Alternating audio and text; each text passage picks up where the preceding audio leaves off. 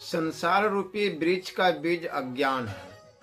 देहात्म बुद्धि उसका अंकुर है। राग पत्ते हैं, कर्म जल है, शरीर स्तंभ यानी तना है, प्राण शाखाएं हैं, इंद्रिया उपशाखाएं गुद्दे हैं, विषय जो है पुष्प कहा गया है, और नाना प्रकार के कर्मों से उत्पन्न हुआ दुख फल है तथा जीव रूपी पक्षी ही इनका भोक्ता है।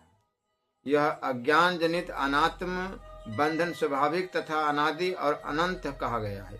यही जीव के जन्म मरण व्याधि और जरा वृद्धावस्था आदि दुखों का प्रवाह उत्पन्न कर देता है। यह बंधन विधाता की विशुद्ध कृपा से प्राप्त हुए विवेक विज्ञान रूप शुभ्र और मंजूल महाखंडक के बिना और किसी अशस्त्र वायु अग्नि अथवा करोड़ों कर्म कलापों से भी नहीं काटा जा सकता। जिसका श्रुति परमान्य में ढूंढ निश्चय होता है उसी की स्वधर्म निष्ठा होती है और उसी से उसकी चित्त शुद्धि हो जाती है। जिसका चित्त शुद्ध होता है उसी को परमात्मा का ज्ञान होता है और इस अज्ञान से ही संसार रूपी वृक्ष का समूल नाश होता है। अनन्यमय यदि 5 कोशों से आवृत हुआ आत्मा अपनी शक्ति से उत्पन्न हुए शिवाल पटल से ढके हुए वापी की जल की भांति नहीं भासता। जिस प्रकार उस शिवाल के पूर्णतया दूर हो जाने पर मनुष्य के तृषा रूपी ताप को दूर करने वाला तथा उन्हें तत्काल ही परम सुख प्रदान करने वाला जल स्पष्ट प्रतीत होने लगता है, उसी पर 5 कोशों का उपवाद करने पर यह शुद्ध नित्यानंद देकर स्वरूप अंतर्यामी स्वयं प्रकाश परमात्मा भासने लगता है। बंधन की निवृत्ति के लिए विधान को आत्मा और अनात्मा का विवेक करना चाहिए। उसी से अपने आप को सच्चिदानंद रूप जानकर वह आनंदित हो जाता है। जो पुरुष अपने असंग और अक्रिय प्रत्येगात्मा को मुंज में जैसे सिक के समान दृश्य वर्ग से पृथक करके तथा सबका उसी में लय करके आत्म भाव में स्थित रहता है, वही मुक्त है। अन्न से उत्पन्न हुआ यह देह ही अन्नमय कोश है, जो अन्न से ही जीता है और उसके बिना नष्ट हो जाता है। यह त्वचा चम्र मांस रुधिर अस्थिर और मल आदि का समूह स्वयं नित्य शुद्ध आत्मा नहीं हो सकता। यह जन्म से ही पूर्व और मृत्यु के पश्चात भी नहीं रहता। क्षण में जन्म लेता है, क्षणिक गुण वाला है और अस्थिर स्वभाव वाला है तथा अनेक तत्वों का संघात जड़ और घट के समान दृश्य है। फिर यह भाव विकारों का जानने वाला अपना आत्मा कैसे हो सकता है? यह हाथ पैरों वाला शरीर आत्मा नहीं हो सकता, क्योंकि उसके अंग भंग होने पर भी अपनी शक्ति का नाश न होने के कारण पुरुष जीवित रहता है।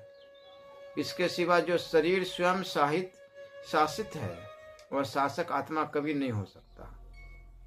देह उसके धर्म, उसके कर्म तथा उसकी आवश्यकताओं के साक्षी आत्मा की उससे पृथक स्वयं ही सिद्ध है। हड्डियों का समूह मान से लिथरा हुआ और मल से भरा हुआ यह अति कुत्सित देह अपने से भिन्न अपना जानने वाला स्वयं ही कैसे हो सकता है? त्वचा मांस मेद अस्थि और मल की राशि रूपी इस देह में मूढ़जन ही अहंग बुद्धि करते हैं। विचारशील तो अपने परमार्थिक स्वरूप को इसे पृथक ही जानते हैं।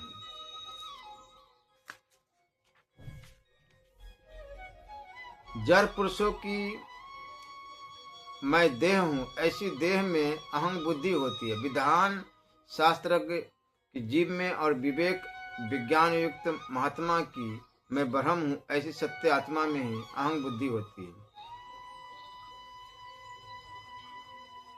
इस त्वचा मांस मेद अस्थि और मलादि के समूह में आत्मबुद्धि छोड़ और सर्वात्मा निर्विकल्प ब्रह्म में ही आत्मभाव करके परम शांति का भोग कर जब तक विधान असत देह और इंद्रिय आदि में भ्रम से उत्पन्न हुई अहंता को नहीं त्यागता, तब तक वह वेदांत सिद्धांतों का पारदर्शी क्यों न हो, उसके लिए मोक्ष की कोई भी बात नहीं होती।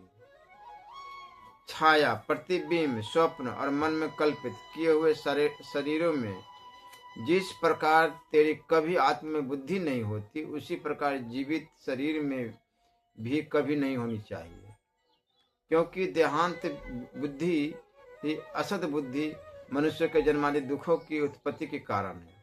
अतः उसे तू प्रत्यत्न पूर्वक छोड़ दे।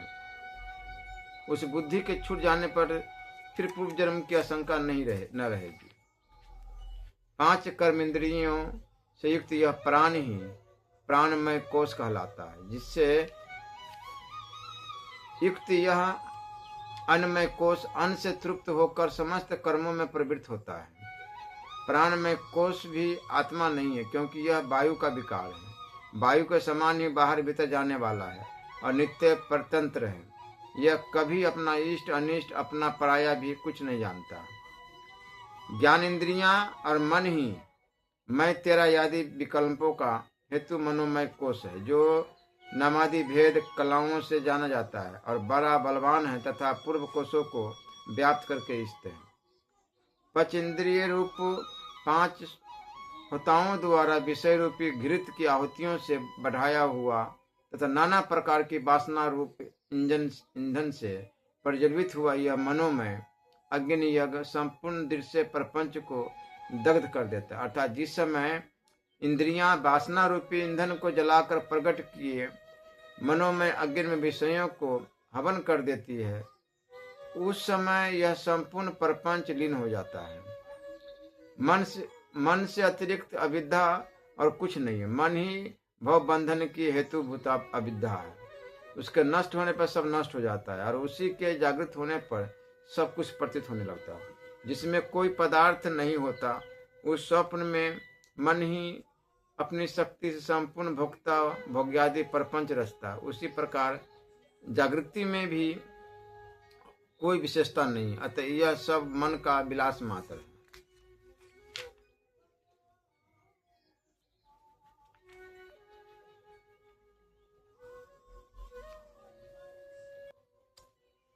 निष्काम भक्त जो ज्ञान या मोक्ष की प्राप्ति के लिए भगवान को भजते हैं, प्रेमी भक्त इन्हें न भोग की इच्छा होती है न मोक्ष की। ये तो भगवान को साकार स्वरूप के उपासक होते हैं और उनका यह स्वरूप सर्वदा सामने बना रहे, यही इनकी इच्छा होती है। भक्त समझता है कि जो मेरे इष्ट देव है वह संसार की उत्पत्ति स्थिति और प्रलय के लिए ब्रह्मा विष्णु और शिव हो जाते हैं, अतः उनसे भिन्न कोई और जगन्यता नहीं है।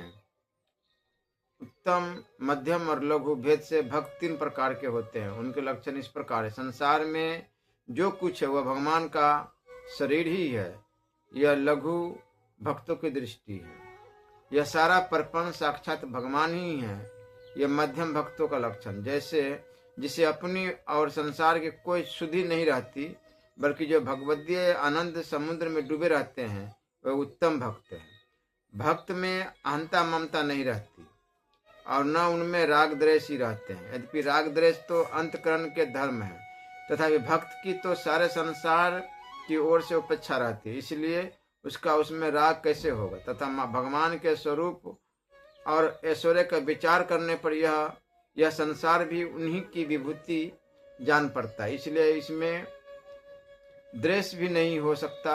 इसी से संसार के प्रति भक्त राग द्वेष से रहित रहता है। नाम कीर्तन, भक्तों की सेवा, भगवत श्रवण और वृंदावन वास, ये 4 बातें भक्त में अवश्य होनी चाहिए। मैत्री और करुणा, ये 2 गुण प्राय ज्ञानियों में नहीं पाए जाते, केवल भक्तों में ही मिलते हैं। भक्त के चित्त में मैत्री स्वभाव से ही रहती है, जो उसके प्यारे भगवान सच्चिदानंद घन और उनके प्रेमियों से प्रेम करता है, उसके प्रति भक्त का मैत्री भाव रहता है। और जो भगवत प्रेम से वंचित है, उनके प्रति उनका करुणा भाव होता है। भक्त को अपनी वृत्ति भगवान में तदाकार रखनी चाहिए, किसी भी समय उनको भूले नहीं। जप करे, ध्यान करे, कीर्तन करे अथवा स्वाध्याय करे, इस प्रकार किसी न किसी तरह उनसे संबंध बनाए रखे। भगवान के सिवा और कुछ भी उससे अच्छा न लगे। ऐसे भक्त की स्थिति ही श्री नारायण स्वामी इस प्रकार वर्णन करते हैं। ब्रह्मादि के भोग सब विषम लागत ताही, नारायण बलचंद्र की लगन लगी है जाही। लगन लगन सब कोई कहे, लगन कहा बे सोई, नारायण जा लगन में तन मन दीजे खोई। नारायण अति कठिन है हरि मिलन की बाट, या मार्ग जो पग धरे शीश दई सो कात। हाथ उठाए कहत हूँ कहाँ बजाऊं ढोल, श्वास खाली जात है तीन लोक के मोल। कपट गांठ मन में नहीं सब सो सरल स्वभाव, नारायणता भगत की लगी किनारे नाव। भक्त 5 बातों को सर्वदा स्मरण रखता है। पहला अपने स्वरूप को, दूसरा भगवान के स्वरूप को, तीसरा भक्ति के साधन जैसे जप, ध्यान, भगवत गुणानुवाद आदि को, चौथा है भक्ति को, भक्ति के विघ्नों को, पांचवा है भक्ति के फल को। आत्मा के महात्मा के अप्रसन्न होने पर भी जो उनके प्रति सद्भाव रहता है वही असली भक्त है और सच्चा सेवक है। महात्मा के प्रसन्न रहते हुए तो सभी प्रसन्न रहते हैं, किंतु महापुरुषों का तो यही स्वभाव है कि वे उनकी अप्रसन्नता रहते हुए भी अपने पिछले संबंध में किसी प्रकार की त्रुटि नहीं आने देते। आज कुछ कल कुछ और ऐसा अवस्थित चित्त को प्राय सभी का रहता है, तथापि महात्मा लोग तो सर्वदा एक रस रहते हैं। जिन पर भगवान की कृपा होती है उनमें 8 लक्षण होते हैं। प्राणी मात्र पर दया करना, अपराधी के प्रति क्षमा, तीसरा है अनुसूया, अच्छे पुरुष को दोष न लगाना, चौथा है सोच भीतर बाहर से पवित्र रहना, पांचवा है अधिक परिश्रम न करना, छठा है सबकी मंगल कामना करना, और सातवां है निष्कामता अर्थात लोभ न करना, आठवां है संसारिक वस्तुओं की इच्छा न रखना। भक्त में 5 बातें नहीं रहती: ईर्षा, घृणा, भय, लज्जा और निंदा। आचार दृष्टि से भक्त 3 प्रकार के होते हैं: सात्विकाचार, भ्रष्टाचार और पिशाचाचार। सात्विकाचार जो शास्त्रीय आचार का अनुसरण करते हैं, करते हुए भक्ति करते हैं। भ्रष्टाचार जिनका आचार मलिन होता है, जो नाली या पैखाना आदि गंदे स्थानों में पड़े रहते हैं, किंतु जिनकी वृत्ति हर समय भगवदाकार रहती है। पिशाचाचार जो गाली गलौज बकते रहते हैं, पास आने वाले को ईंट पत्थर आदि मारते हैं, अथवा बच्चों के हाथ साथ खेलते कूदते रहते हैं, तथापि इनकी भी हर समय भगवदाकार वृत्ति रहती है। ऐसे भक्तों से लोगों को हानि ही अधिक होती है, तथा ये जो बात कह देते हैं वही प्राय सत्य हो जाती है।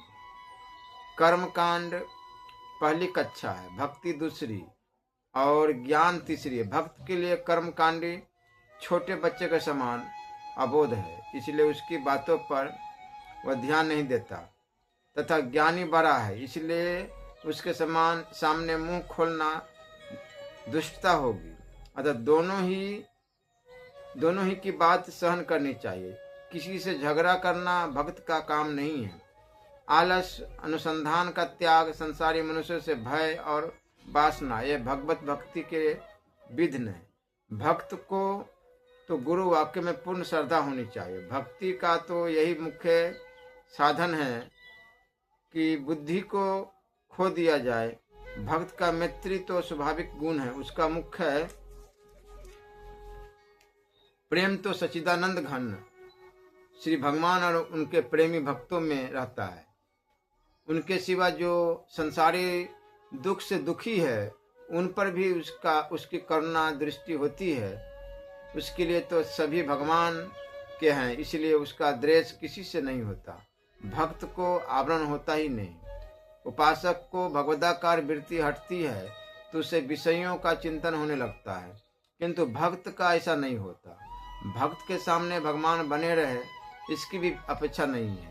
उसे तो भगवदाकार वृत्ति रहना ही भगवान का मिलना है।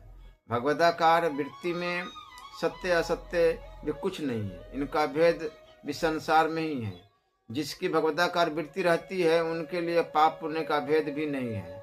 जब मन बुद्धि और चित्त भगवान को अर्पित हो जाते हैं तो संपूर्ण जगत भगवत द्रुप हो जाता है। किंतु जो लोग ऐसा मान बैठते हैं कि हमने तो भगवान को आत्मसमर्पण कर दिया है, अब हमें कुछ भी कर्तव्य शेष नहीं है, उनका पतन हो जाता है। क्योंकि आत्मसमर्पण तो एक स्थिति है, केवल मान्यता नहीं है। मैत्री और करुणा ये दो गुण भक्त में ही होते हैं, ज्ञानी में प्राय नहीं पाए जाते। अनुरागी भक्त ही भगवान में आसक्त होता है और राग से ही भगवान भक्त के सामने दीन हो जाते हैं। भक्त को इन 8 बातों पर अवश्य ध्यान रखना चाहिए। पहला, नाम जप, कीर्तन और गुणगान ये भक्ति के मुख्य साधन हैं। दूसरा है साधु संग करना। तीसरा है सांसारिक चर्चा से बचना। चौथा है दूसरे की निंदा न तो सुने और न करे। पांचवा है स्वयं अमानी रहकर दूसरों को मान दे। छठा है किसी का चित्त न दुखावे, और यदि दूसरे चित्त दुखाने का काम करे तो स्वयं दुखी न हो। सतमा है अपनी प्रतिष्ठा को विष्ठावत समझे। आठवां है सर्वदा सचरित्र होकर जीवन व्यतीत करे। जिसका मन एकाग्र हो, विषय में आसक्ति न हो और नेत्र के विषय की इच्छा न हो, वो भगवान को प्राप्त कर सकता है। भक्त तो बुद्धि और भगवान को अर्पण कर देता है।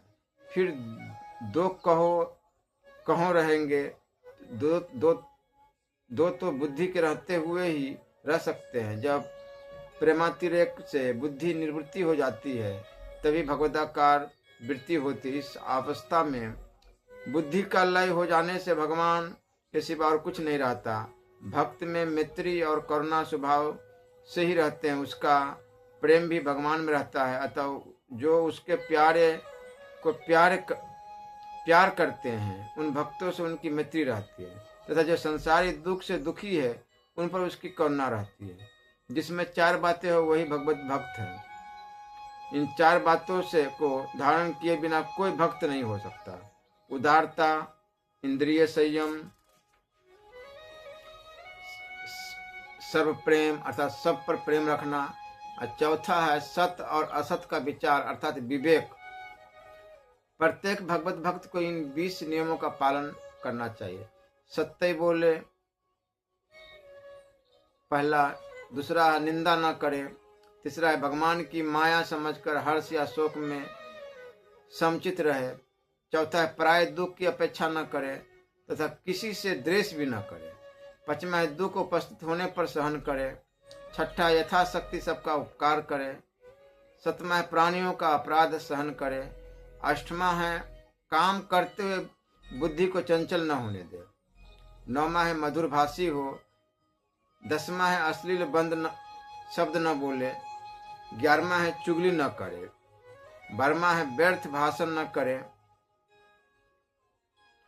और 13वां है दूसरे का धन हरण करने की इच्छा न करे,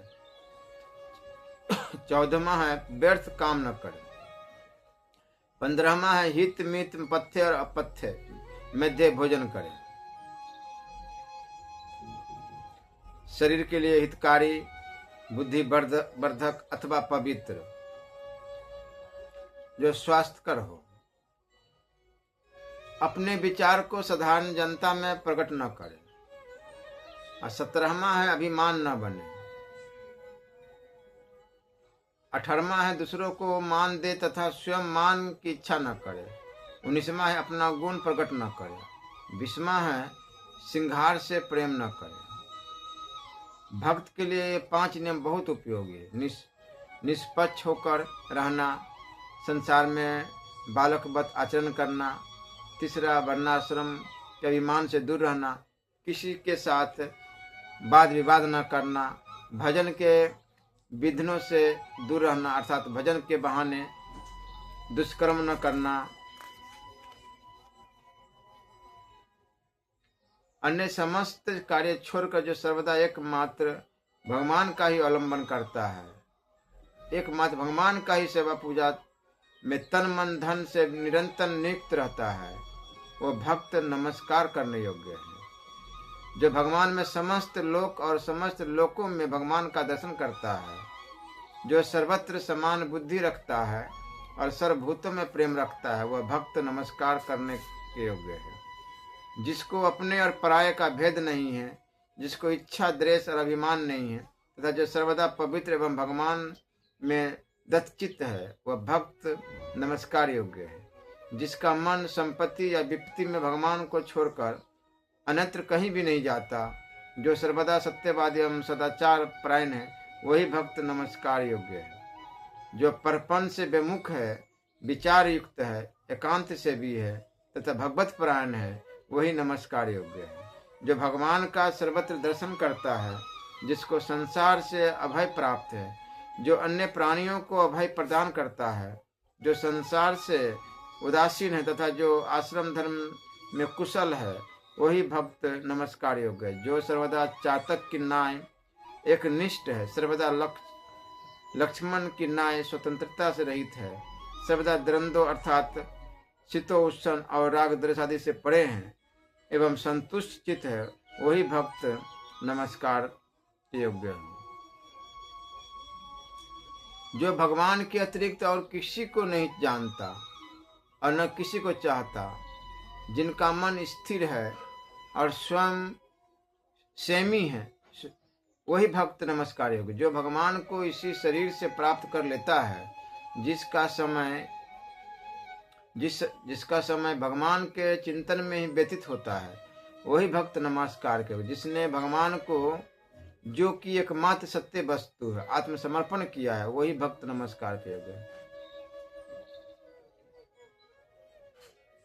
जिसका प्रेम ही अवलंबन है, जिसने मतांतर को पार कर लिया है और जिसका हृदय प्रेममय है, वही भक्त नमस्कार योग्य है। ऐसे भक्तराज के दर्शन, प्रणाम और सेवा करने वाले का जीवन धन्य है। ऐसे भक्त की कृपा से प्रेम की वृद्धि और कामनाओं से मुक्ति होती है। भक्त का हृदय ही भगवान का विलास स्थान है। भक्त के हृदय से भगवान का स्वरूप और भगवान की महिमा प्रकाशित होती है। ऐसे भक्त को त्याग कर और किसका संग करे। भक्त संपत्ति, सिद्धि अथवा केवल मुक्ति नहीं चाहता, वह सर्वस्व त्याग देता है और संपूर्ण रूप से भगवान में विलीन हो जाता है, अर्थात आत्म विसर्जन करता है। भगवान में आत्मा की आहुति प्रदान करना सर्वश्रेष्ठ यज्ञ है। यही परम पुरुषार्थ भी है। जो जिस पदार्थ को चाहता है उसी को प्राप्त भी करता है। जो कुछ नहीं चाहता वह भगवान को प्राप्त करता है। भक्त का धन केवल श्री कृष्ण के चरण कमल है और वह धन केवल भगवान की कृपा से ही प्राप्त होता है।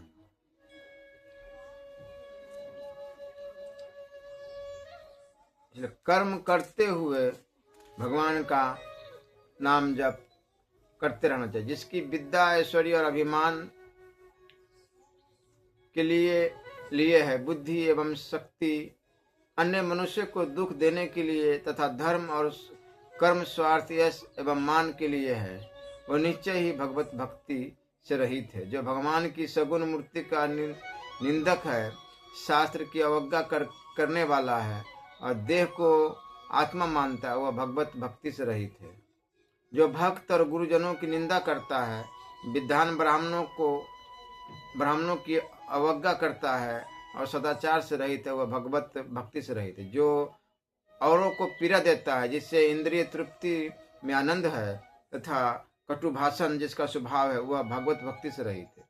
जिसकी इंद्रियां मित्र है, आशा और ममता सुख के हेतु है तथा जो सद्विचार से रहित है, वह भगवत भक्ति से रहित है। जो भेष की सहायता से दोष को छिपाता है तथा धर्म करता हुआ विधर्माचरण दिखलाता है, वह भगवत भक्ति से रहित है। जो विधान होते हुए भी भगवत स्मरण से रहित है, सत्य कार्य करते हुए भी अभिमानी है तथा विनय और शिष्टाचार को छोड़ने वाला है, वह भगवत भक्ति से रहित है। जो धूर्त और मिथ्यावादी है तथा दूसरे की उन्नति को सहन न करने वाला और कपटी है, वह भगवत भक्ति से रहित है। जो क्रोधी, लोभी, निर्लज और दूसरों की प्रशंसा को सहन न करने वाला है, वह निश्चय ही भगवत भक्ति से रहित है। जो सम्मान लाभ के लिए पुरुषार्थ करता है, जिसकी विद्या बुद्धि विवाद के लिए है, और जो अधिक भाषण में तत्पर है, वह भगवत भक्ति से रहित है।